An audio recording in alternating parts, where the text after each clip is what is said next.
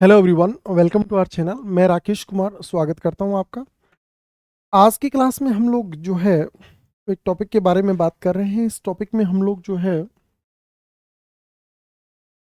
कुछ क्वेश्चंस जो कि आज की क्लास में हम डिस्कस करने वाले हैं, पहले उसके बारे में बात कर रहे थे कि कौन कौन से प्रकार के क्वेश्चंस आज की क्लास में अपन पढ़ने वाले हैं। पहले इनको देखेंगे। ये सारे क्वेश्चंस आज की क्लास में हमारे रहने वाले हैं, देखिएगा। इसके अलावा आज की क्लास में हम कुछ वोकैब के बारे में भी बात करेंगे। वोकैब में ये सब वर्ड्स आपके पास आज की क्लास में रहने वाले हैं। इन वोकैब को याद करने के ऐसे तरीके देखेंगे जिनसे आपको इनको रटने की जरूरत नहीं पड़ेगी, आप इनको आसानी से याद रख सकते हैं। ये सारी बातें अपन आज की क्लास में करने वाले हैं। शुरू करते हैं अपन आज की क्लास और बात करते हैं अपन। पहला टॉपिक हम लोग क्लास के अंदर डिस्कस कर रहे थे, जिस टॉपिक का नाम हमारे पास था सब्जेक्ट वर्ब एग्रीमेंट।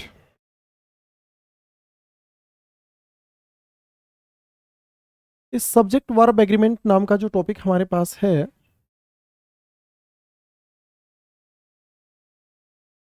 इसमें आज की क्लास में हम लोग बात करने वाले हैं आइदर और, neither nor, not only but also, both और एंड। मतलब आज की क्लास में हम बात करेंगे को रिलेटिव कंजक्शंस के बारे में। आपको ये पता है एक सेंटेंस में जो वर्ब यूज होता है वो वर्ब हमेशा सब्जेक्ट के अनुसार यूज होगा। सब्जेक्ट अगर सिंगुलर होगा तो वर्ब भी सिंगुलर, सब्जेक्ट अगर प्लूरल है तो वर्ब भी प्लूरल होने वाला है। तो चलिए बात करते हैं अपन लोग।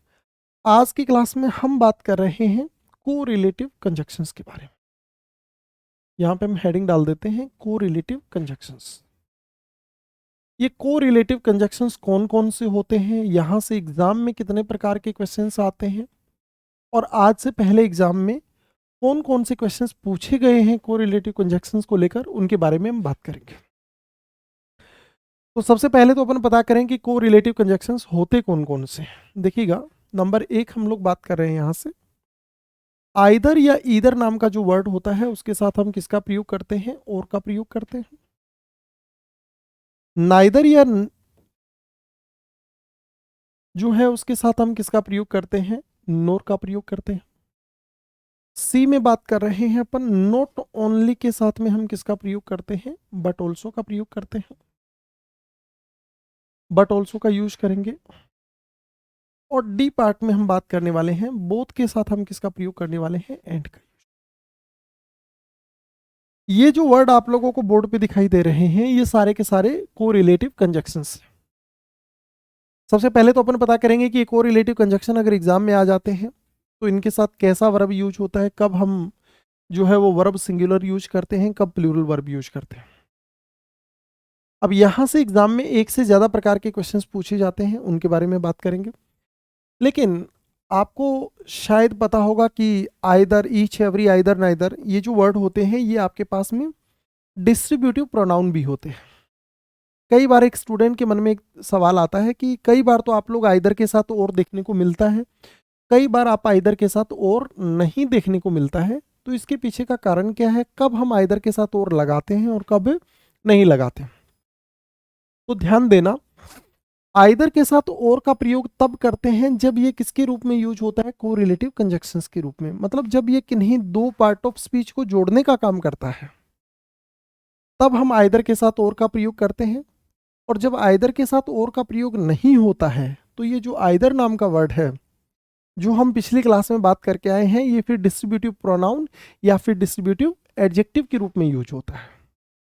तो ये कंजक्शन के रूप में जब यूज होगा जब ये किन्हीं दो पार्ट ऑफ स्पीच को जोड़ने का काम करेगा। इसके अलावा आइदर जो होता है वो डिस्ट्रीब्यूटिव प्रोनाउन या फिर एडजेक्टिव दोनों हो सकता है। पिछले वीडियो में हमने इसी के बारे में बात की थी। चलिए भाई, अब बात करते हैं अपन यहां से आगे इनके बारे में। यहां से कितने प्रकार के एग्जाम में क्वेश्चंस बनते हैं, क्या क्या चीजें ध्यान रखनी है, उन चीजों के बारे में अपन बात कर रहे हैं। सबसे पहले नंबर एक, जब इन को रिलेटिव कंजक्शंस के बारे में बात आ जाती है तो हमें कुछ बातें ध्यान रखनी है यहाँ पे। नंबर एक बात तो ये ध्यान रखना है आप लोगों को कि इनके साथ में यूज होने वाला सेम पेयर वर्ड होना चाहिए। इस सेम पेयर वर्ड से हमारा क्या मतलब है सेम पेयर वर्ड से मतलब है कि अगर आइदर सेंटेंस में यूज होता है तो उसके साथ में और का यूज होना चाहिए, और नाइदर है तो नोर का यूज होना चाहिए। कई बार एग्जाम में क्या होता है कि एग्जामिनर नाइदर के साथ में और देकर या आइदर के साथ नोर देकर क्वेश्चन पूछ लेता है। तो आपको याद रखना है कि सेम पेयर वर्ड होना चाहिए। सेम पेयर वर्ड का मतलब है आइदर के साथ में और नाइदर के साथ नोर, जब ये कोरिलेटिव कंजक्शंस के रूप में यूज होते हैं तब की बात कर रहे हैं। नंबर 2, दूसरी बात जो है, इसको थोड़ा सा ध्यान से समझा जाना चाहिए कि हम वर्ब कैसा यूज करते हैं। तो मैं आपको बता दूं कि आइदर और की बात करते हैं हम, कोमा नाइदर नोर के बारे में अगर हम बात करें। तीसरा बात करते हैं अपन नॉट ओनली और बट ऑल्सो। इन चार में से ये जो 3 वर्ड आप लोगों को दिखाई दे रहे हैं, ये 3 जो कोरिलेटिव कंजक्शंस हैं, ये वाले आइदर और, neither nor, not only but also, इन तीनों के अंदर आप लोग एक बात याद रखोगे कि अगर इनसे जोड़ के सेंटेंस में 2 सब्जेक्ट लिखे गए हों या 2 नाउन प्रोनाउन लिखे गए हों तो वर्ब हमेशा बाद वाले नाउन प्रोनाउन के अनुसार यूज होती है। अगर ये 3 वर्ड आइदर और, neither nor, not only but also दिया गया है तो वर्ब इनके साथ जोड़कर 2 सब्जेक्ट लिखे गए हैं,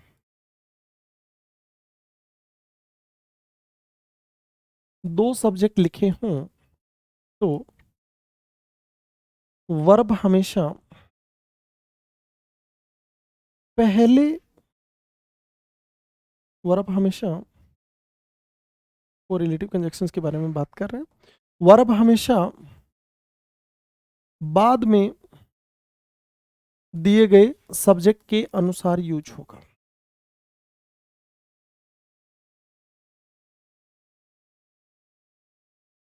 बाद में दिए गए सब्जेक्ट के अनुसार यूज होने से क्या मतलब है कि अगर मान लो आइदर राम और सीता लिखा जाता है तो आपके पास में जो वर्ब यूज होना है वो सीता के अनुसार यूज होना है।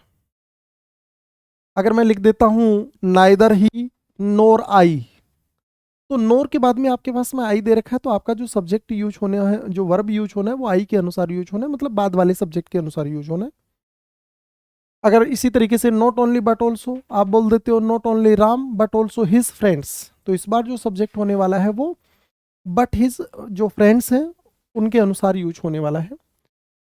तो अगर इन तीनों की अगर हम बात करते हैं तो वर्ब हमेशा बाद वाले सब्जेक्ट के अनुसार यूज होता है। लेकिन नंबर 3 में हम बात कर रहे हैं कि बोथ के साथ में जोड़कर अगर 2 सब्जेक्ट लिख दिए जाते हैं, ये सब्जेक्ट भले सिंगुलर हो या प्लूरल हो, याद रखना ऐसे केस में वर्ब जो यूज होता है वो वर्ब हमेशा बोलो कैसा यूज होता है, प्लूरल,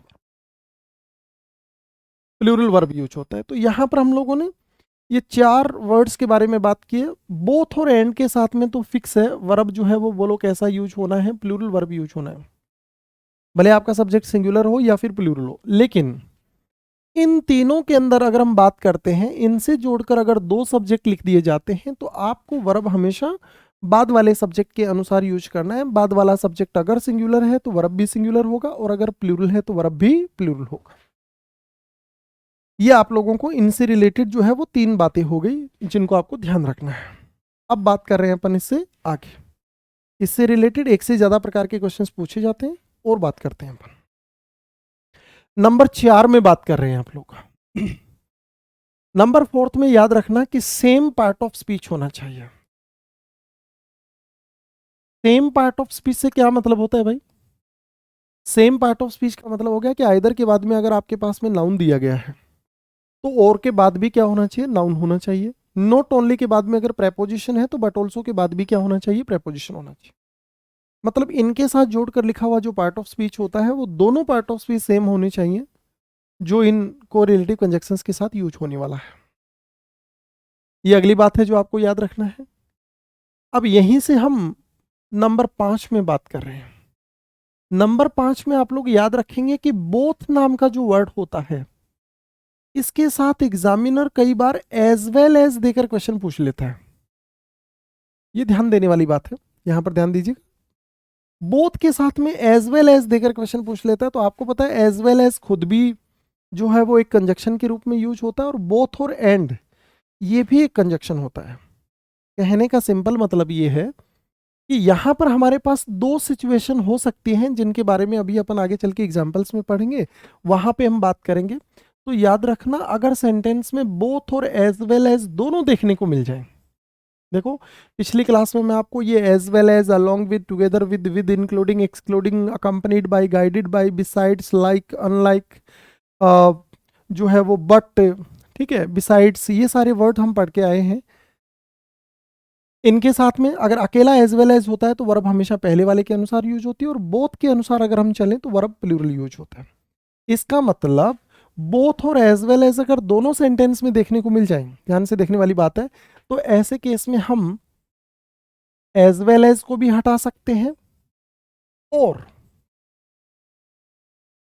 बोथ को भी हटा सकते हैं।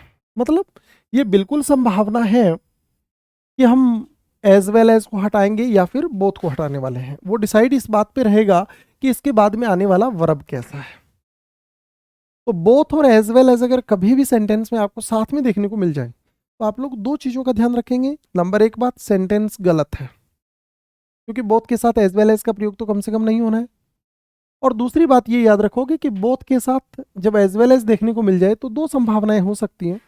वो सेंटेंस के कॉन्टेक्स्ट पे डिपेंड करता है कि वो किस प्रकार से सेंटेंस लिखा गया है, पर संभावना ये है कि एज वेल एज को हटाकर हम एंड का प्रयोग कर दें, ये एक संभावना है, और बोथ को हटा दें, ये दूसरी संभावना है। एग्जाम्पल पढ़ेंगे तब आपको ये चीज़ें और बेहतर से समझाएंगे कि किस प्रकार से और किस चीज़ से मतलब होता है इसका। ये आपके पास में नंबर 6 छठे प्रकार के क्वेश्चन हैं कोरिलेटिव कंजक्शंस को लेकर। नंबर 7 बात करते हैं इसी कोरिलेटिव कंजक्शंस को लेकर। हम बात कर रहे हैं कि अगर मान लो सेंटेंस के अंदर आप लोगों को एंड नोट देखने को मिल जाए। ये मैं कई बार आपको क्लास में पढ़ा चुका हूं, ये एंड नोट। अब तक तो हम कोरिलेटिव कंजक्शंस के बारे में बात कर रहे थे। हम कहते हैं कि अगर मान लो एंड और नोट से जोड़ के दो सब्जेक्ट लिख दिए जाए, ये सब्जेक्ट एक वचन भी हो सकता है, बहुवचन भी हो सकता है, इसके बाद वाला सब्जेक्ट जो है वो भी एक वचन बहुवचन दोनों हो सकता है। तो ऐसे केस में जो वर्ब यूज होता है, ये वर्ब हमेशा पहले वाले सब्जेक्ट के अनुसार यूज होगा। ये अगली बात है जो आपको याद रखना है। यहीं से हम लोग नंबर 8 8वें प्रकार के क्वेश्चंस के बारे में बात करते हैं कि अगर सेंटेंस में आपको नोट प्लस यहां पे कोई सब्जेक्ट लिखा गया हो, उसके बाद में यहां पर बट लिखा गया हो, ठीक है, और बट के बाद में यहां कोई सब्जेक्ट लिखा गया हो, ये सब्जेक्ट एक वचन या बहुवचन दोनों हो सकते हैं। वर्ब कैसा आएगा ये डिसाइड बाद वाला सब्जेक्ट करने वाला है। जो वर्ब यूज होगा ये बाद वाले सब्जेक्ट के अनुसार यूज होगा। यहां से नंबर 7 और नंबर 8 में जो दो बातें बताई गई हैं, इन दोनों बातों को आपको ध्यान से समझना है कि अगर एंड नोट के साथ जोड़कर दो सब्जेक्ट लिखे गए तो वर्ब यूज होगा। ये वर्ब हमेशा पहले वाले सब्जेक्ट के अनुसार यूज होगा। ये एरो जैसा निशान हमने जो बनाया है, इस बात का मतलब यही है कि जो वर्ब यूज होगा वो वर्ब इस वाले सब्जेक्ट के अनुसार यूज होगा। और अगर नोट और बट से जोड़ के अगर दो सब्जेक्ट लिख दिए जाते हैं तो वर्ब जो होता है वो बाद वाले सब्जेक्ट के अनुसार यूज होता है। यहां से आप चाहें तो इन चीजों को याद भी रख सकते हैं। कैसे याद रखेंगे कि देख लो कि नोट के बाद में जो सब्जेक्ट होता है उसके अनुसार कभी वर्ब का यूज नहीं होता है। जब नोट यहां था तो हमने इसके अनुसार वर्ब नहीं लगाया, और जब नोट यहां पे दिखाई दे रहा है तो हम इसके अनुसार वर्ब नहीं लगा रहे।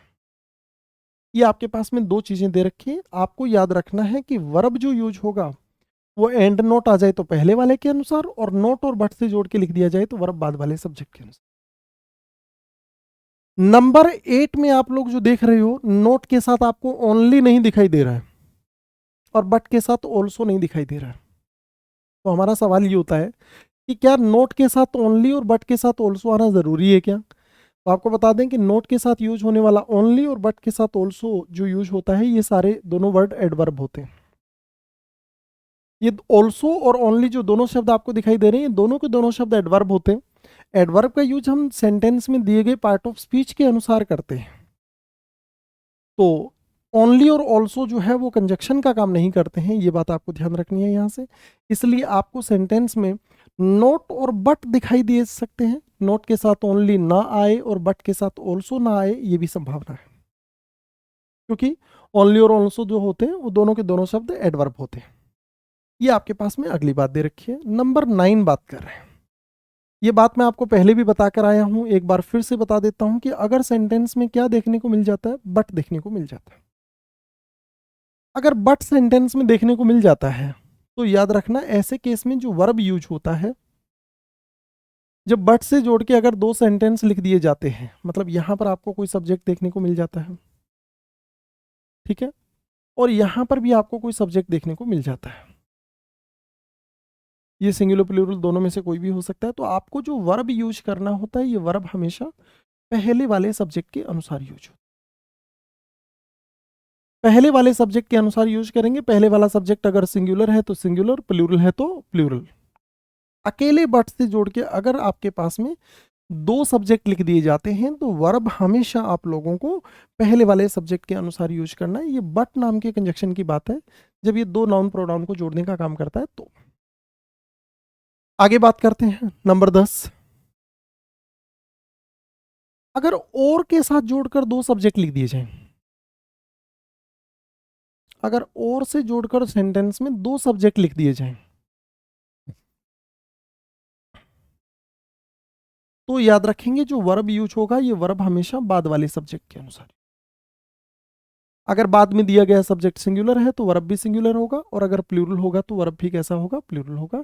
यहां पर हमने एक से ज्यादा प्रकार के क्वेश्चंस के बारे में बात की है। 10 प्रकार के क्वेश्चंस जो होते हैं वो कोरिलेटिव कंजक्शंस को लेकर पूछे जाते हैं, इसीलिए ये भाग ज्यादा इंपॉर्टेंट हो जाता है, क्योंकि यहां से कंजक्शन को लेकर भी बात होती है और वर्ब को लेकर भी बात करते हैं। तो चलिए मैं आपको थोड़ा सा अपन पीछे वाला भाग देख लेते हैं जहां पे हम बात करके आए हैं। यहां पे देखिएगा, कोरिलेटिव कंजक्शंस के बारे में बात कर रहे हैं अपन। आइदर और, neither nor, not only but also और बोथ के साथ एंड। ये आपके पास में कोरिलेटिव कंजक्शंस जिसके बारे में आज की क्लास में अपन बात करने वाले हैं।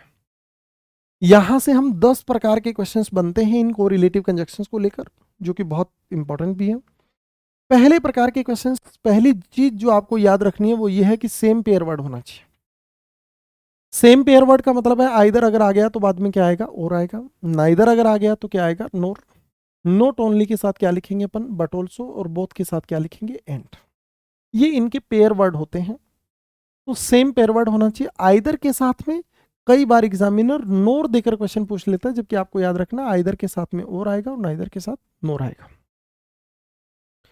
यहां से नंबर 2 बात, ये जो ऊपर के 3 वर्ड आप लोगों को दिखाई दे रहे हैं, आइदर और, नाइदर नोर, नॉट ओनली और बट ऑल्सो, इन तीनों के साथ जोड़कर अगर दो सब्जेक्ट लिख दिए जाए, इनके साथ जोड़कर आइदर और, neither nor, not only but also के साथ जोड़कर दो सब्जेक्ट लिखे गए हो, तो वर्ब हमेशा बाद वाले सब्जेक्ट के अनुसार आएगा, जो सब्जेक्ट बाद में लिखा गया होगा।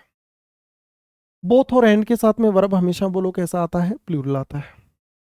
ये आपके पास में नंबर 3 हो गया। नंबर 4 में बात करते हैं, सेम पार्ट ऑफ स्पीच होना चाहिए। सेम पार्ट ऑफ स्पीच का मतलब आइदर के बाद में नाउन है तो और के बाद भी नाउन होगा। अगर आपके पास में नॉट ओनली के बाद में प्रेपोजिशन है तो बट ऑल्सो के बाद भी क्या होगा, प्रेपोजिशन। नॉट ओनली के बाद में अगर आर्टिकल है तो बट ऑल्सो के बाद भी क्या होगा, आर्टिकल होगा। सेम पार्ट ऑफ स्पीच होना चाहिए। नंबर 5 और नंबर 6, यहां पर हमने जो दो बातें की हैं, ये दोनों बातें महत्वपूर्ण हैं, ध्यान से देखिएगा। मैं आपको कह रहा हूं कि बोथ के साथ अगर एज वेल एज आपको देखने को मिल जाता है तो ये गलत है, ऐसा पॉसिबल नहीं है। बोथ के साथ एज वेल एज का प्रयोग नहीं होता है, क्योंकि एज वेल एज अकेला भी एक कंजक्शन है और बोथ और एंड भी कंजक्शन है। अगर ऐसा कोई सेंटेंस आपको देखने को मिल जाए जहां पे बोथ और एज वेल एज दोनों साथ में आ रहे हैं, तो मैं आपको बताना चाह रहा हूं कि ऐसे केस में हम या तो एज वेल एज को हटाकर एंड बनाएंगे और या फिर बोथ हटाएंगे, पर कम से कम दोनों साथ में यूज नहीं होंगे। अभी अपन आगे एग्जाम्पल पढ़ेंगे, वहां पे इन चीजों को एक एक करके समझेंगे और जानेंगे। नंबर 7 में बात कर रहे हैं, एंड नोट के साथ जोड़ के दो सब्जेक्ट लिख दिए जाएं तो वर्ब पहले वाले के अनुसार यूज होगा। नोट और बट से जोड़ के अगर दो सब्जेक्ट लिख दिए जाए तो वर्ब जो है वो हम लोग बाद वाले सब्जेक्ट के अनुसार यूज करेंगे। नोट के बाद वाले सब्जेक्ट के अनुसार कभी वर्ब यूज नहीं होता है। जैसे हमने यहां नोट था तो इसको सब्जेक्ट नहीं माना, और यहां नोट था तो इसको हमने सब्जेक्ट नहीं माना है। नंबर 9 में बात करें, बट के साथ जोड़कर अगर दो सब्जेक्ट लिख दिए जाते हैं तो वर्ब पहले वाले के अनुसार यूज होती है। और नंबर 10 में बात कर रहे हैं हम लोग कि और के साथ जोड़कर अगर दो सब्जेक्ट लिख दिए जाएं, अकेला और कंजक्शन आ जाए, तो वर्ब हमेशा बाद वाले सब्जेक्ट के अनुसार यूज होगा। बाद वाला subject singular, verb singular, subject plural, verb plural. ये 10 प्रकार के क्वेश्चंस अपन आज की क्लास में पढ़ने वाले हैं। इनसे रिलेटेड आज तक एग्जाम में कितने और कौन से प्रकार के क्वेश्चंस आए हैं उनके बारे में बात कर रहे हैं। देखिएगा, पहला सेंटेंस आपके पास दे रखा है, both Tulsi and Kabir are, ठीक बात है, तुलसी और कबीर दोनों जो है वो ग्रेट सेंट्स हैं। इसका मतलब ये सेंट सिर्फ कबीर की बात नहीं कर रहा है, दोनों की बात कर रहा है। दोनों की बात कर रहा है तो वर्ब प्लूरल आएगा, यहां तक तो ठीक है। हमने कहा था बोथ हैंड के साथ में वर्ब हमेशा जो होता है वो प्लूरल ही आता है, यहां तक तो ठीक है। आगे लिखा हो बट द लेटर, लेटर का मतलब होता है बाद वाला। इसका मतलब ये लेटर शब्द किसके लिए लगा है बताओ, बाद वाला। बाद वाला कौन है बताओ, कबीर। इसका मतलब इस बार जो वर्ब लग रहा है वो बोलो किसके लिए लग रहा है, सिर्फ कबीर के लिए लग रहा है। लेटर शब्द का मतलब होता है बाद वाला। लेटर नाम के 3 स्पेलिंग होती हैं, ध्यान देना। ये लेटर नाम का शब्द जो होता है ये नाउन होता है, इसका हिंदी मीनिंग होता है पत्र। एक होता है LATER, ये लेट का कंपैरेटिव डिग्री होता है, ठीक है, इसका मतलब होता है बाद में। एक होता है LATTER, ये भी लेट का कंपैरेटिव डिग्री होता है, इसका मतलब भी होता है बाद में। दोनों में अंतर क्या होता है, ये क्रम या सीक्वेंस में जब कोई चीज बाद में हो तो लेटर लगाते हैं, और ये समय के संदर्भ में बात करता है। जब टाइम में बाद की बात की जाए तो आप ऐसे केस में लेटर लगाते हो। तो यहाँ पे बाद वाला, बाद वाला मतलब सीक्वेंस में जो बाद वाला, मतलब ये कबीर जो है, कबीर के अनुसार वर्ब लगेगा। कबीर चूंकि सिंगुलर है तो वर्ब भी बताओ कैसा होगा, सिंगुलर होगा। आर के स्थान पे हम क्या बना देंगे, इज बना देंगे। ये वाला वर्ब प्लूरल है क्योंकि ये दोनों के लिए लग रहा है, जबकि ये बाद वाला वर्ब जो है ये लेटर की बात कर रहा है। लेटर मतलब कबीर की बात कर रहा है, इस बार दोनों की बात नहीं हो रही है। इसलिए हम लोग जो वर्ब लगा रहे हैं वो सिर्फ कबीर के लिए लगा रहे हैं, दूसरे वाला वर्ब। पहले वाला वर्ब दोनों के लिए लगा, इसलिए ये वाला तो आर सही है। पहला एग्जाम्पल आपको समझ में आ गया होगा। लेटर, लेटर और लेटर में क्या अंतर होता है ये भी आपको समझ में आ गया। सेंटेंस नंबर 2 पे चलते हैं। दूसरा सेंटेंस आपके पास लिखा गया है, नाइदर रजनी नोर रागिनी।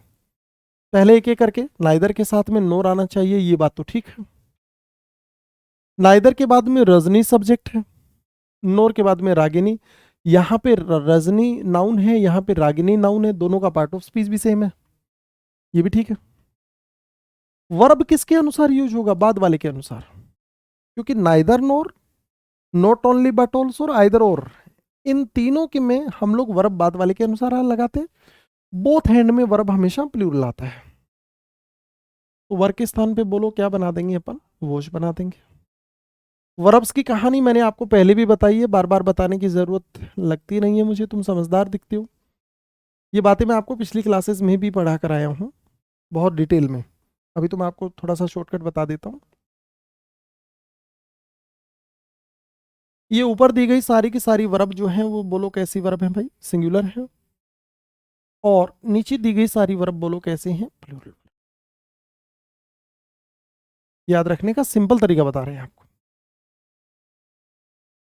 इनके अलावा जो इंग्लिश में वर्ब होती हैं, ध्यान दीजिएगा सभी लोग, इनके अलावा अगर सेंटेंस में कोई भी वर्ब आ जाता है तो वो वर्ब सिंगुलर और प्लूरल दोनों प्रकार के सब्जेक्ट के साथ यूज हो सकता है। इन वर्ब के अलावा, ऊपर वाली सिर्फ सिंगुलर है, नीचे वाली सिर्फ प्लूरल है, और इनके अलावा जो बची हुई वर्ब है, बची हुई वर्ब में मेन वर्ब का सेकंड फॉर्म दोनों सब्जेक्ट के साथ यूज हो सकता है। डिड हो गया, हैड हो गया, या फिर कोई मोडाल वर्ब हो गया, can, could, shall, should, will, would जो है। तो आपके पास में ये, आपके पास में अगला एग्जांपल था, सेंटेंस आपके पास में लिखा गया था, neither Rajni nor Ragini was to take to her heels when they saw a cobra lying at the gate. Take to heels का मतलब होता है भाग जाना, ये एक फ्रेज होता है, ठीक है। ये आपके पास में दूसरा एग्जांपल था। अब चलते हैं अपन इससे आगे। आइदर ही और आई, आइदर के बाद में आपको और दिखाई दे रहा है, सेम पार्ट ऑफ स्पीच है, यहां तक तो ठीक है। आइदर के बाद में ही नाम का शब्द दिखाई दे रहा है जो कि प्रोनाउन है, और के बाद में प्रोनाउन है, दोनों का पार्ट ऑफ स्पीच भी सेम है, यहां तक भी ठीक है। वर्ब हम हमेशा बाद वाले के अनुसार यूज करते हैं, आई के अनुसार वर्ब यूज होगा यहाँ पे। तो आई के लिए बोलो क्या आता है, आर आता है या एम आता है, एम आता है, ये आपका आंसर हो जाएगा। ये अगला एग्जांपल आपके पास है। नेक्स्ट में चलते हैं, आइदर और, यहां तक तो ठीक है। आइदर के बाद में राम दे रखा है, और के बाद में यू दे रखा है, दोनों नाउन प्रोनाउन है, ये बात भी ठीक है। वर्ब बाद वाले के अनुसार आएगा, यू, यू आपको पता है हमेशा प्लूरल होता है, इज को बदल के क्या बना देंगे, आर बना देंगे। यहां से अगर मैं आपको एक छोटी सी बात यू से संबंधित और बताऊं, जो आप लोगों ने सुनी या पढ़ी होगी, आपको बता दें कि यू जो होता है ना वो सेकंड पर्सन होता है, और ये सेकंड पर्सन के रूप में सिंगुलर भी होता है और प्लूरल भी होता है। यू जो होता है वो एक वचन और बहुवचन दोनों होता है सेकंड पर्सन के रूप में। लेकिन याद रखना यू के साथ में जो वर्ब यूज होता है, यू के साथ में वर्ब हमेशा बोलो कैसा यूज होता है, प्लूरल वर्ब यूज होता है। जबकि मैंने आपको कहा कि यू प्लूरल होने के साथ साथ कैसा प्रोनाउन भी होता है, सिंगुलर भी होता है। तो अब हमारा सवाल ये हो जाता है कि वर्ब यू के साथ जब आप प्लूरल लगाते हो तो फिर यू को सिंगुलर कौन से फॉर्म में यूज होता है और कब यूज होता है। तो आपको बता दें वर्ब के आधार पे तो आप यू को हमेशा प्लूरल ही पाओगे। अब सवाल हमारे लिए ये है कि यू सिंगुलर कब और कैसे हो सकता है। तो इसकी पहचान के लिए मैं आपको बता दूं, हमारे पास एक सेल्फ नाम का नाउन होता है। सेल्फ नाम का नाउन होता है, सेल्फ जो है वो सिंगुलर नाउन है, और सेल्फ का प्लूरल जो होता है वो बोलो कौन सा होता है, सेल्फ्स होता है। तो अगर मैं आपसे पूछता हूं कि tell me about yourself, इसका मतलब मैं कितने लोगों की बात कर रहा हूं, एक की। और tell me about yourselves, इसका मतलब अब किसके बारे में बात कर रहा हूं, एक से ज्यादा के बारे में। यू को सिंगुलर बनाने का काम या सिंगुलर दर्शाने का काम सिर्फ सेल्फ और सेल्फ्स के आधार पे ही अलग अलग किया जा सकता है। इसके अलावा वर्ब के आधार पे तो यू हमेशा ही प्लूरल होता है, क्योंकि यू के साथ में वर्ब हमेशा प्लूरल यूज होता है।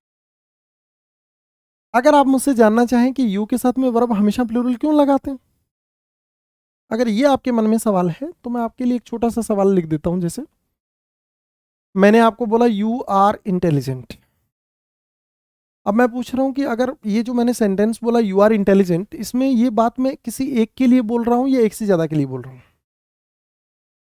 तो आप पाएंगे कि अगर मैं एक को बोलता तो भी यू आर इंटेलिजेंट बोलता, और एक से ज्यादा को बोलूं तो भी यू आर इंटेलिजेंट ही बोलते हैं। इसका मतलब यू एक ऐसा नाउन है जिसकी संख्या निर्धारित नहीं है। और बीइंग एन इंडेफिनिट प्रोनाउन, क्योंकि संख्या निर्धारित नहीं है इसका मतलब इंडेफिनिट है, अनिश्चित है। और अनिश्चित प्रोनाउन होने के नाते यू के साथ में हमेशा वर्ब प्लूरल आता है, ऐसी वर्ब निर्धारित कर दी गई। ये इसके पीछे का कारण है कि यू के साथ में वर्ब हमेशा प्लूरल आता है, क्योंकि यू से संख्या को निर्धारित नहीं किया जा सकता है। जैसे कि मैंने यू आर इंटेलिजेंट बोला, अगर एक को बोलूंगा तो भी यू आर इंटेलिजेंट बोलूंगा, और एक से ज्यादा को बोलूंगा तब भी यू आर इंटेलिजेंट ही बोलने वाला। तो ये इसके पीछे का कारण होता है। अगर आप चाहें कि हमें कैसे पता चलेगा कि कब ये सिंगुलर होता है, तो ये सिंगुलर सिर्फ सेल्फ के आधार पे, अगर आप योर सेल्फ बोल रहे हो इट मीन्स आप किसी एक की बात कर रहे हो, और योर सेल्फ्स की बात कर रहे हो तो प्लूरल, और वर्ब के आधार पे हमेशा प्लूरल। ये यू की कहानी है। यू प्रोनाउन के रूप में हमेशा प्लूरल होता है, इसलिए हमने इसको बदल के क्या बना दिया, आर बना दिया है। सेंटेंस आपके पास में लिखा गया है, आइदर राम और you are responsible for this action, कि या तो राम और या फिर तुम इस एक्शन के लिए जिम्मेदार हो, इस गतिविधि के लिए जिम्मेदार हो। अगले सेंटेंस पे चलते हैं, नथिंग बट ग्रीन ट्रीज। अब देखो बट आ गया आपके पास में, ठीक है। हमने कहा था कि नथिंग बट से जोड़ के अगर दो नाउन प्रोनाउन लिख दिए जाते हैं तो ऐसे केस में जो वर्ब यूज होता है वो वर्ब पहले वाले के अनुसार यूज होता है, मतलब नथिंग के अनुसार यूज होगा।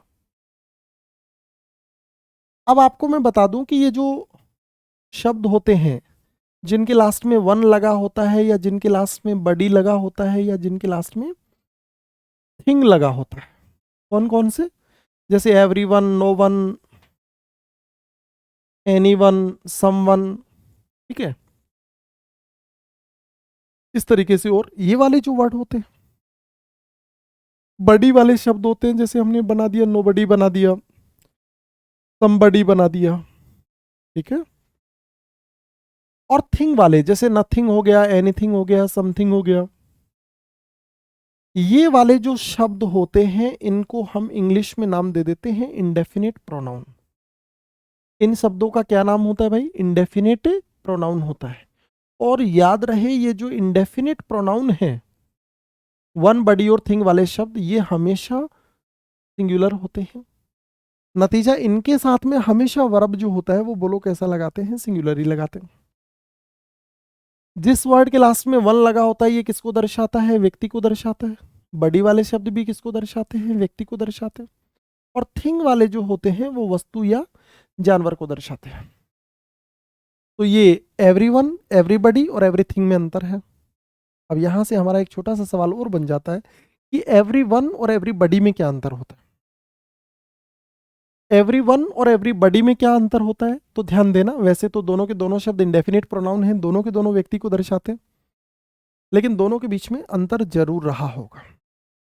तो याद रखना, एवरीवन शब्द जो होता है, कैजुअली जब इसके मीनिंग और इनके बीच के डिफरेंस की बात आती है तो दो चीजें निर्धारित कर दी जाती हैं कि जो परिचित ग्रुप है, जिनको आप जानते हैं, जिन लोगों को आप जानते हैं, उनके लिए एवरीवन लगाते हैं, और जिनको आप नहीं जानते हैं उनके लिए आप एवरीबडी लगाते हैं। ये एवरीवन और एवरीबडी के बीच का अंतर होता है। वर्ब हमेशा इनके साथ सिंगुलर आता है क्योंकि ये इंडेफिनिट प्रोनाउन होते हैं। तो बताइए नथिंग के साथ में वर्ब बोलो कैसा आने वाला है? इस बार वर्ब नथिंग के अनुसार आएगा, वर्ब सिंगुलर आएगा, आर को बदल के हम क्या बना देंगे? इश बना। Nothing but green trees is here, तो यहां पे आपके पास में नथिंग नाम का जो प्रोनाउन है उसके लिए हम वर्ब लगा रहे हैं। आगे चलते हैं अपन next. Neither the size nor the colour. अब आप पहले तो इसको समझ लेते हैं। नाइदर के बाद में साइज नाउन है, नोर के बाद में कलर नाउन है, दोनों का पार्ट ऑफ स्पीच सेम है, पेयर वर्ड भी सेम है, नाइदर के साथ नोर आना चाहिए, यहां तक तो ठीक है। आगे ऑफ प्रेपोजिशन लिख रखा है, नाउन लिख रखा है, इससे हमें कोई फर्क पड़ने वाला नहीं है। हमें जो वर्ब यूज करना है वो वर्ब किसके अनुसार यूज करना है? पहले बाद वाले के अनुसार। कलर सिंगुलर है, वर्ब भी सिंगुलर आएगा, वर्ब को बदल के क्या बना देंगे? वॉच बना देंगे। Neither the size nor the colour of the shoes, verb के स्थान पे हमने वॉच बना दिया, वॉज राइट। वो कहता है ना तो कलर और ना ही साइज जो है जूतों का वो फिट है या सही है। आगे चलते, नन बट द ब्रेव। अब देखो अगले क्लासेस के अंदर हम लोग ये बात करने वाले हैं, ब्रेव शब्द एडजेक्टिव है, आपको बता दें। और द प्लस एडजेक्टिव जो होता है ना, आगे चल के पढ़ेंगे अपन, आज तो एक प्रकार के क्वेश्चंस के बारे में बात करें, ये आगे की क्लासेस में आएगा। द प्लस एडजेक्टिव जो होता है वो प्लूरल नाउन बन जाता है। अगर आप किसी भी एडजेक्टिव से पहले द का प्रयोग कर देते हैं तो ये बहुवचन बन जाता है, प्लूरल बन जाता है। इस बार फिर आपके पास में बट दे रखा है, लेकिन बट से पहले नन नाम का वर्ड दे रखा है, और आपको पता है नन के साथ में आने वाला वर्ब जो होता है वो सिंगुलर भी आ सकता था और प्लूरल भी आ सकता था। ऐसा हम पिछली क्लास में बात करके हैं, जहां पे हमने ईच, एवरी, आइदर, नाइदर के बारे में बात की थी, जहां पे नाइदर और नन के बीच का डिफरेंस हमने डिस्कस किया था। तो आपको पता चल रहा है कि नन के बाद में आने वाला नाउन प्लूरल है, नन भी प्लूरल ही कहलाएगा, वर्ब भी प्लूरल है। ठीक बात है, आपका जवाब बोलो क्या हो जाएगा? नो एरर हो जाएगा, क्योंकि द ब्रेव लिख देने से ये द प्लस एडजेक्टिव जो है वो बदल के क्या बन गया? प्लूरल बन गया। इसका मीनिंग बन गया बहादुर लोग, इसलिए हम लोगों ने वर्ब प्लूरल लगाया। आगे चलते हैं, नथिंग बट रिच, फिर वही बात है, बट आ रहा है, नथिंग आ रहा है, वर्ब नथिंग के अनुसार आएगा। नथिंग चूंकि सिंगुलर है इसलिए वर्ब भी सिंगुलर आएगा, ठीक है। नथिंग सिंगुलर है इसलिए वर्ब भी सिंगुलर, वर्ब के स्थान पे हम बदल के क्या बना देंगे? वॉच बना देंगे। ये आपके पास में जो है अगला एग्जांपल दे रखा है। नेक्स्ट बात करते हैं, none but the honest. Honest plus the, अभी बता के आया था मैं आपको, एडजेक्टिव से पहले अगर आप द का प्रयोग कर देते हो तो आप जो वर्ब लगाते हो वो वर्ब हमेशा कैसा वर्ब लगाते हो? प्लूरल वर्ब लगाते हो, क्योंकि द प्लस एडजेक्टिव बदल के प्लूरल नाउन बन जाता है। तो नन आ रहा है, नन ऑनेस्ट के लिए यूज हो रहा है, क्योंकि ये प्लूरल है इसलिए उसको भी प्लूरल मानना पड़ेगा। नन के साथ में वैसे वर्ब दोनों आ सकते हैं, सिंगुलर और प्लूरल। सपोर्ट यहाँ पे फर्स्ट फॉर्म है जो कि प्लूरल है। जवाब बोलो इसका भी क्या हो जाएगा? नो एरर हो जाएगा। नेक्स्ट चलते हैं अपन, neither the commander nor his personal. एक एक चीज को चेक करते हैं। नाइदर दिखाई दे रहा है, नोर दिखाई दे रहा है, यहां तक तो ठीक है। कमांडर नाउन है आपके पास में, ठीक है। नोर के बाद में पर्सोनल नाउन है। पर्सोनल जो वर्ड होता है ये नाउन होता है और प्लूरल होता है, याद रखना। इसका मतलब होता है कर्मचारी। क्या होता है? कर्मचारी। एक वर्ड होता है पर्सन, ये नाउन होता है, सिंगुलर होता है। एक वर्ड होता है पर्सनल, ये एडजेक्टिव होता है, जिसका हिंदी मतलब होता है व्यक्तिगत। ठीक है, व्यक्तिगत। और एक आपके पास होता है पर्सोनल। ये पर्सोनल शब्द जो होता है वो कर्मचारी होता है। तो बोलो वर्ब कैसा लगाएंगे? प्लूरल लगाएंगे। वोज के स्थान पे बदल के क्या लगा देंगे अपन? वर लगा देंगे। ये आपके पास में अगला एग्जांपल दे रखा है। नेक्स्ट चलते हैं अपन। आइदर राम और हिज फ्रेंड्स। आइदर के बाद में आपको नाउन दिखाई दे रहा है, और के बाद में नाउन है, हालांकि इसके बाद में अलोंग विद दे रखा है, पर हमें इस बात से कोई फर्क नहीं पड़ेगा। हमें वर्ब जो लगाना है वो बोलो किसके अनुसार लगाना है? और के बाद वाला, मतलब फ्रेंड्स के अनुसार वर्ब लगाना है। फ्रेंड्स क्योंकि प्लूरल है, वर्ब भी प्लूरल होना चाहिए। हैव बोलो कैसा वर्ब है? प्लूरल। और हैव अगर प्लूरल वर्ब है तो बोलो आपका आंसर का जवाब क्या हो जाएगा? नो एरर हो जाएगा, मतलब सेंटेंस में कोई गलती नहीं है। आगे चलते हैं। Not only the rooms but also the furnitures. पहले तो याद रखना फर्नीचर अनकाउंटेबल नाउन होता है भाई, मतलब बहुवचन नहीं बन सकता। ये सिंगुलर रहेगा, और अगर ये सिंगुलर होगा तो वर्ब भी सिंगुलर ही होगा। तो यहाँ पे ये जो फर्नीचर है इसको आप बदल के फर्नीचर बना दीजिए, और वर्ब को बदल के वोज बना दीजिए। क्यों? क्योंकि फर्नीचर जो होता है वो बहुवचन होता ही नहीं है, फर्नीचर अनकाउंटेबल नाउन है। अगर आप इसका प्लूरल बनाना चाहें तो आइटम्स ऑफ फर्नीचर जरूर हो सकता है, ठीक है, या पीसीज ऑफ फर्नीचर हो सकता है, लेकिन furniture itself is a uncountable noun, always remain singular. ये हमेशा क्या रहता है? सिंगुलर रहता है। आगे चलते हैं अपन। ईदर राम और Shyam along with the retinue of the servants. याद रखना ये रेटिन्यू नाम का जो आपको नाउन दिखाई दे रहा है ना, ये ग्रुप ऑफ सर्वेंट्स के लिए, ग्रुप डिनोटिंग वर्ड्स है। जैसे स्टूडेंट्स का जो ग्रुप होता है उसको क्लास बोलते हैं। सोल्जर्स का जो ग्रुप होता है उसको आर्मी, बटालियन या रेजिमेंट बोलते हैं। लड़कियों के ग्रुप को जो बेवी बोलते हैं, BEVY। बिल्कुल वैसे ही सर्वेंट्स जो होते हैं उनके ग्रुप को हम क्या बोलते हैं? रेटिन्यू बोलते हैं। पर हमें तो आइदर और के अनुसार चलना है फिलहाल। तो राम नाउन है, श्याम है, हमें वर्ब किसके अनुसार लगाना है? श्याम के अनुसार। श्याम चूंकि सिंगुलर है इसलिए वर्ब भी बोलो कैसा आएगा? सिंगुलर। हैव के स्थान पे हम हैज बना देंगे। हमारा सब्जेक्ट इस बार कौन हो गया है? श्याम हो गया। श्याम के कारण हमने हैज को हैव बना दिया। गलत नहीं है श्याम, ये तो हमने श्याम को सब्जेक्ट माना है इसलिए अंडरलाइन कर दिया। आगे चलते हैं। क्या कह रहा है? आइदर राम और Shyam along with the retinue of servants have committed this crime. वो कहता है या तो राम ने या फिर श्याम ने मिल अपने सर्वेंट्स का जो ग्रुप है, नौकरों का जो ग्रुप है, उनके साथ मिलकर इस क्राइम को अंजाम दिया, ये क्राइम किया। नेक्स्ट चलते हैं। इस बार नोट ओनली को लेकर दिखाई दे रहा है। Not only John and his friends but also Mary. अगर मैं नोट ओनली के बाद वाले सब्जेक्ट को अगर चेक करता हूं तो ये मेरे पास में जॉन एंड हिज फ्रेंड्स दिखाई दे रहा है, और बट ऑल्सो के बाद में नाउन को चेक करता हूं तो मैरी दिखाई दे रहा है। अब बताइए नोट ओनली और बट ऑल्सो की स्थिति में हम लोग वर्ब कौन से वाले सब्जेक्ट के अनुसार लगाते हैं? बाद वाले के अनुसार। बाद वाला जो है वो मैरी है, मैरी सिंगुलर है, तो वर्ब भी बताओ कैसा आएगा? सिंगुलर आएगा। हैज बताओ कैसा वर्ब है? सिंगुलर। जवाब आपका क्या हो जाएगा? नो एरर हो जाएगा।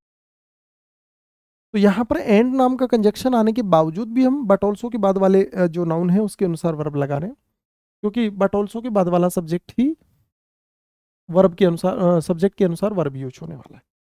आगे चलते हैं। Nobody else but these commonly young women made people understand. अरे यहाँ पे तो मेड वर्ब का कौन सा फॉर्म दे रखा है? सेकंड फॉर्म दे रखा है। और अगर सेंटेंस में सेकंड फॉर्म दिखाई दे जाए तो फिर आपके लिए कोई फर्क नहीं पड़ता कि आपका सब्जेक्ट कैसा है, सब्जेक्ट वाले सिंगुलर होता है या प्लूरल होता है, दोनों ही केस में आपके सेंटेंस का जवाब बोलो क्या हो जाएगा? नो एरर हो जाएगा। आगे चलते हैं। एंड नोट दिखाई दे रहा है आपको। हमने कहा था एंड नोट से जोड़ के अगर दो सब्जेक्ट लिख दिए जाते हैं तो वर्ब जो होता है वो पहले वाले के अनुसार यूज होगा। सी चूंकि सिंगुलर है इसलिए वर्ब भी बोलो कैसा आ जाएगा, सिंगुलर। आर के स्थान पे बदल के क्या लिख देंगे, famous for their she and not her friends are famous for their tall stories. यहाँ से एक छोटा सा एरर ओज हो जाएगा क्योंकि यहाँ पे देयर पजेसिव एडजेक्टिव आ रहा है, सब्जेक्ट हमारा शी है, तो यहाँ पे पजेसिव एडजेक्टिव भी हर ही आ जाएगा, क्योंकि आपको पता है जिसके अनुसार हम वर्ब लगाते हैं उसी के अनुसार पजेसिव एडजेक्टिव का यूज करते हैं। यहाँ पे हमने 2 एरर कर दिए, ऐसा आपको एग्जाम में नहीं देखने को मिलेगा। आप चाहें तो इसका हम पैटर्न थोड़ा चेंज कर दें, ये जो नो एरर आपको दिखाई दे रहा है इसको हटा दीजिए यहाँ से, और इसके ऑप्शन चेंज कर दूं। अगर मैं यहाँ पे ए ऑप्शन दे देता हूँ कि बताओ कौन से भाग में एरर है, ए बी सी में गलती है। बी में दे देता हूँ आपको बी और सी में गलती है। सी में दे देता हूँ आपको ए और बी में गलती है, और डी में दे देता हूँ नो एरर। ये ऑप्शन बना दीजिए। अगर मैं ऐसा देखता हूँ तो मेरे कौन से वाले भाग में गलती है, इस वाले भाग में और इस वाले भाग में गलती है। मेरे पास में जो आंसर होने वाला है वो बोलो कौन से वाला है, बी और सी होने वाला है, बी आंसर हो जाएगा। ठीक है, सॉरी वर्ब जो है, वर्ब वाला भाग कौन सा है, ये पहले वाला, हाँ ये बी पार्ट है ना, और ये वाला सी पार्ट है, तो आपका आंसर इस वाला भाग हो जाएगा।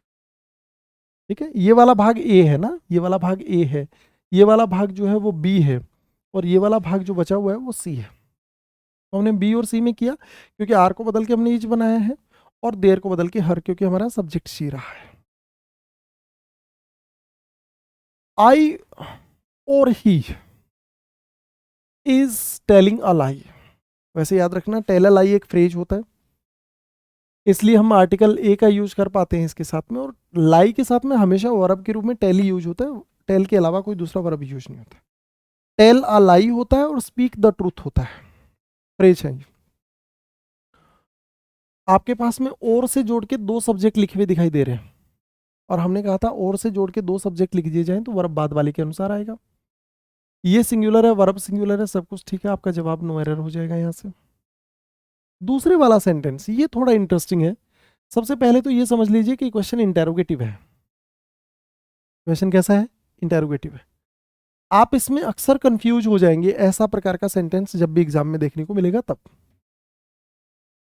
बेहतर तरीका ये है कि आप इसको थोड़ा सा समझिए कि ये जो वर्ब यूज हो रहा है, सेंटेंस देखिएगा क्या दे रखा है आपके पास में, इच, आई और ही, ये आपके पास में सेंटेंस दे रखा है। तो आपसे पूछा जा रहा है कि सब्जेक्ट कौन है, और के बाद वाला भाग कौन सा है, हमें उसके अनुसार वर्ब यूज करना होता है। तो और के बाद में आपको क्या दिखाई दे रहा है, ही दिखाई दे रहा है। और के बाद में क्या दिखाई दे रहा है आपको, ही दिखाई दे रहा है। तो और के बाद वाले सब्जेक्ट के अनुसार वर्ब लगाते हैं अपन, और के बाद में ही दिखाई दे रहा है, तो आपका जवाब यहां पर बोलो क्या हो जाएगा, नो एरर हो जाएगा, क्योंकि सिंगुलर सब्जेक्ट है, सिंगुलर वर्ब है। नथिंग बट ट्रूथ, ट्रूथ तो वैसे भी अनकाउंटेबल सिंगुलर होता है, तो प्रिवेल नाम का जो वर्ब है उसको प्रिवेल्स बना देंगे, मतलब वर्ब को सिंगुलर बना देंगे, क्योंकि नथिंग सिंगुलर होता है, वर्ब भी सिंगुलर ही आएगा। ये आज की क्लास में हमने कुछ क्वेश्चंस के बारे में बात की है। अब बात करते हैं अपन इससे आगे, शुरू करते हैं अपन आज की क्लास में, और बात करेंगे वोकैब के बारे में। वोकैब में अपन आज कौन कौन से वर्ड्स के बारे में बात करने वाले हैं उनको देखिएगा। ये सारे वर्ड हैं जिनको अपन आज की क्लास में डिस्कस करने वाले हैं। इनको याद रखने के कुछ तरीके भी हम देखेंगे, और कैसे इन वर्ड्स को याद कर सकते हैं ये भी हम बात करने वाले हैं।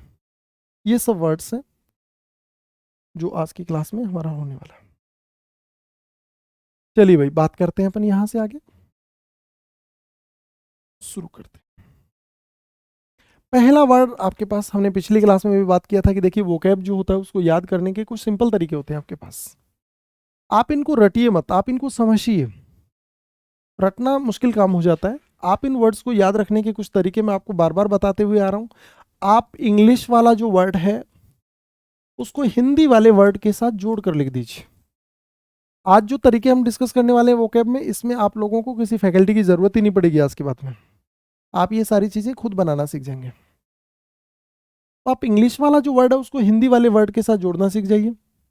कैसे जोड़ना है, आपको कहानी की मदद से जोड़ना है। आप चाहो तो वर्ड्स को ब्रेक कर सकते हो, आधा तोड़कर बना सकते हो, और चाहो तो किसी भी वर्ड का मिलता जुलता प्रोनाउंसिएशन या मिलता जुलता उच्चारण इस्तेमाल कर सकते हो याद रखने के लिए।